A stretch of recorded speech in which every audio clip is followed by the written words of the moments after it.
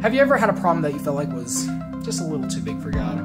I know I have. But before we start talking about how big our problems are, we kind of got to remember how big God is. But how big is God? I mean, we've never seen him, so what would we measure him up against to try to figure out how big he is? Well, if we read in the book of Genesis, chapter 1, verse 1, we read, "In the beginning, God created the heavens and the earth." Now, I love this verse, and not just because it starts out the entire Bible, but because of the scientific properties within it. Now, what scientific properties, you might ask? Well, if you break the verse down, you'll actually find the creation of time, space, and matter. You see, it says, "In the beginning, there's time. God created the heavens, space, and the earth, matter." Now, God creates time, space, and matter, and these components make up our universe. So if God creates them, that means he's outside of them. Therefore, he's outside of our universe. So what if we tried measuring God against the size of the universe? Well, astronomers have figured out a system for measuring stellar distances. They have broken it up into about 3 different parts. The first one being an astronomical unit.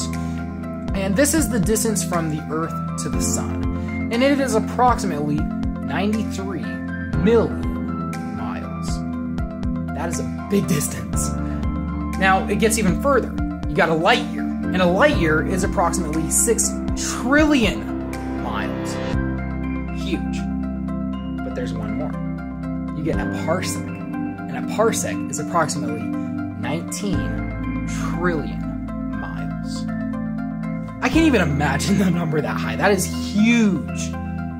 But that's not even how big our universe is. It gets even bigger. Approximations show that the whole observable universe, and that's just the part of the universe that we can see. We don't know if there's anything else out there. There might be. The whole observable universe is approximately 540 sextillion miles. In other words, that is 54 followed by 22 zeros. I can't even imagine that.